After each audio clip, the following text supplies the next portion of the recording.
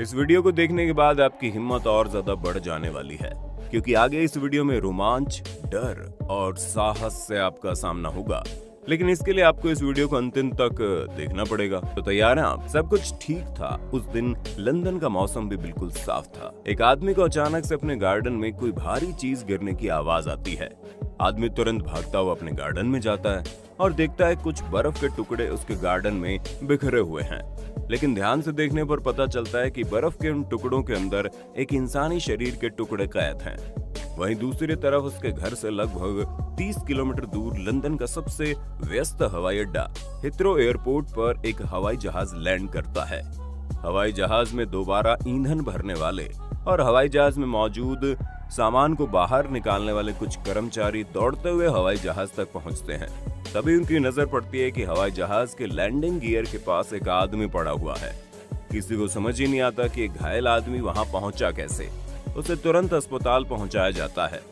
लेकिन 3 दिनों के बाद जब आदमी होश में आता है तो उससे पूछा जाता है वो कौन है और वहां कैसे आया। उसके बाद उस इंसान का जवाब सुनकर हवाई जहाज के कर्मचारियों सहित अस्पताल के हर एक डॉक्टर की भी आंखें खुली की खुली रह जाती हैं। अब आगे आप ओ माय गॉड कहें, उससे पहले आगे सुनिए क्या होता है। वो बताता है हवाई जहाज के लैंडिंग गियर में बैठकर, जहां पर ठीक से अपनी बाहों को फैलाने तक की जगह नहीं होती, उसमें बैठकर भारत के दिल्ली एयरपोर्ट से लंदन के हिथ्रो एयरपोर्ट तक पहुंच गया। लगभग 5000 किलोमीटर की दूरी, लगभग 8 घंटे का सफर, -60 डिग्री सेल्सियस से भी कम का तापमान, जो किसी भी इंसान को जीते जी मार देने के लिए काफी है। शरीर पर महज एक पतला सा शर्ट और पैंट, 800 किलोमीटर प्रति घंटे की रफ्तार, कान के पर्दे फाड़ देने वाली आवाज। आखिर कोई आदमी जिंदा कैसे बचता? किसी को भी इस बात पर यकीन नहीं हो रहा था, क्योंकि वो जो भी बोल रहा था वो हर किसी की नजर में लगभग असंभव था। एयरपोर्ट का कर्मचारी, अस्पताल का डॉक्टर और लंदन का पुलिस, हर किसी के मन में सिर्फ और सिर्फ यही सवाल था कि अगर दिल्ली से लंदन तक हवाई जहाज की लैंडिंग गियर में वो बैठ गया तो वो जिंदा कैसे बचा।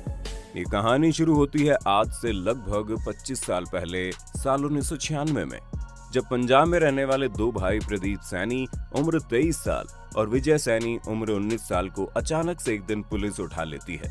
पुलिस को कहीं से खबर लग जाती है कि वे दोनों भाई खालिस्तानी आतंकवादियों के संपर्क में हैं। वे दोनों भाई अपने आप को बेगुनाह साबित करने के लिए तरह तरह के सबूत पेश करते हैं।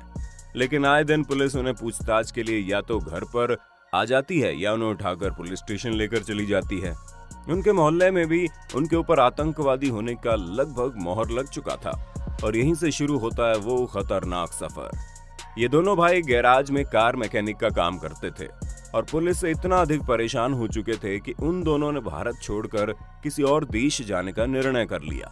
अक्सर आपने देखा होगा कि पंजाब या फिर हरियाणा में रहने वाले लोग विदेशों में रहने के बड़े शौकीन होते हैं। उन दोनों भाइयों के कुछ रिश्तेदार और दोस्त ऐसे थे जो लंदन में रहते थे।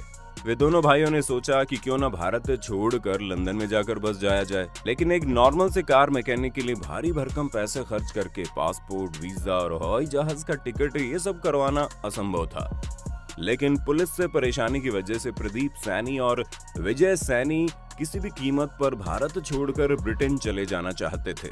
और यही वजह है कि वे दोनों एक ऐसे आदमी के संपर्क में आ गए जो पेशे से एक तस्कर था, यानी स्मगलर। उस तस्कर ने बताया कि वो उन लोगों को एक ऐसा तरीका बताएगा कि बिना पासपोर्ट और वीजा के वो ब्रिटेन पहुंच सकते हैं। इसके लिए उस स्मगलर ने उन दोनों भाइयों से एक मोटी रकम भी वसूली, जितना कि वो भाई दे सकते थे। लेकिन देखते देखते कई महीने का वक्त निकल गया, लेकिन वो तस्कर उन दोनों भाइयों के लिए कोई भी खास काम नहीं कर पाया और पैसे भी खा गया। जिसके बाद इन दोनों ने सोचा कि क्यों ना कैसे भी करके वो दोनों अपने दम पर ब्रिटेन के लिए निकल लें। काफी सोच विचार के बाद सितंबर 1996 में ये दोनों पंजाब के अपने गांव से निकलकर देश की राजधानी दिल्ली पहुंच गए। ब्रिटेन जाने के लिए इन लोगों के पास पैसे नहीं थे, जिसके बाद इन दोनों भाइयों को तस्कर जिस तरीके को बताया था, बिल्कुल उसी गैर कानूनी तरीके से ब्रिटेन जाने की इन्होंने ठान ली। वे दोनों हर रोज इंदिरा गांधी इंटरनेशनल एयरपोर्ट पर पहुंचकर वहां की छानबीन करनी शुरू कर देते। वे दोनों भाई हर रोज एयरपोर्ट के पास जाते थे और देखते थे ऐसी कौन सी कमी है जिसका फायदा उठाकर वो दोनों एयरपोर्ट में एंट्री कर सकते हैं। हालांकि आज के वक्त में तो किसी भी छोटे से छोटे एयरपोर्ट पर भी बहुत अधिक सिक्योरिटी होती है, लेकिन साल 1996 के वक्त में एयरपोर्ट पर आज की तुलना में बहुत ही कम सिक्योरिटी होती थी, जिसके बाद लगभग 10 दिनों तक छानबीन करने के बाद इन दोनों भाइयों को एक बात समझ में आ गई कि मेन गेट से अंदर घुसना असंभव है। और उन लोगों ने एयरपोर्ट के रनवे के पीछे एक दीवार को देखा जिसकी ऊंचाई बहुत कम थी और वहां से कूदकर एयरपोर्ट के अंदर जाना बहुत आसान था। वे लोग सितंबर में दिल्ली पहुंचे थे और छानबीन करते करते अक्टूबर 1996 का वक्त आ गया। एक दिन उन लोगों ने अपने साथ खाने पीने की चीजें कलेक्ट की और उसी दीवार के सहारे एयरपोर्ट के अंदर रात के वक्त एंट्री ले गए। अब इन दोनों ने लगभग 2-3 दिनों तक इस बात की जांच पड़ताल की इनमें से कौन सा हवाई जहाज किस वक्त आता है जो ब्रिटेन के लिए रवाना होता है। वे दोनों भाई पढ़े लिखे भी थे, इसलिए उन्हें इस चीज का पता करने में ज्यादा वक्त नहीं लगा। लगभग 2 दिनों तक उन्होंने देखा कि रात के वक्त एक हवाई जहाज आता है जो वहां से ब्रिटेन के लिए रवाना होता है और वो हवाई जहाज इंदिरा गांधी इंटरनेशनल एयरपोर्ट के रनवे पर आ चुका था। ग्राउंड स्टाफ उस हवाई जहाज में फ्यूल भरते हैं, लगेज भरते हैं और हर एक सामान लोडेड होने के बाद ग्राउंड स्टाफ वहां से हट जाते हैं।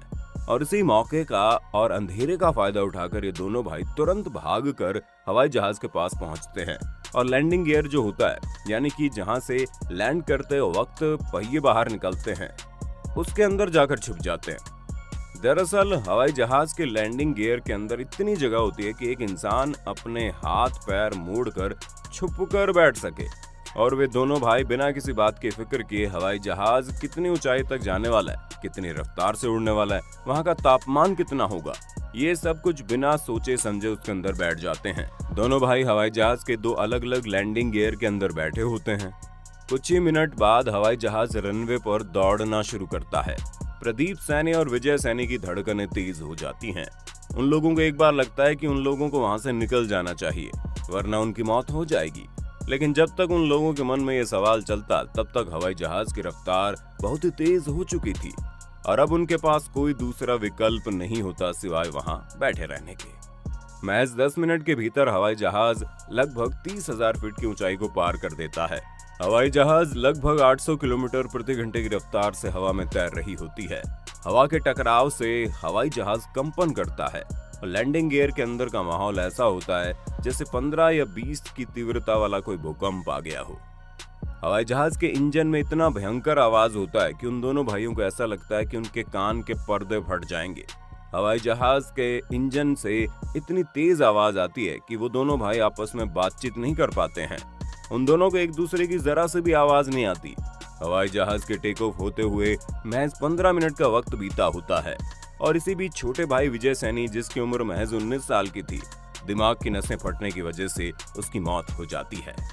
वहीं दूसरी तरफ प्रदीप सैनी यानी बड़ा भाई, उसकी सांसें चल रही होती हैं। हवाई जहाज लगभग 40,000 फीट की ऊंचाई तक पहुंच जाता है और उसकी रफ्तार लगभग 900 किलोमीटर प्रति घंटे को पार कर जाती है। आपको जानकर हैरानी होगी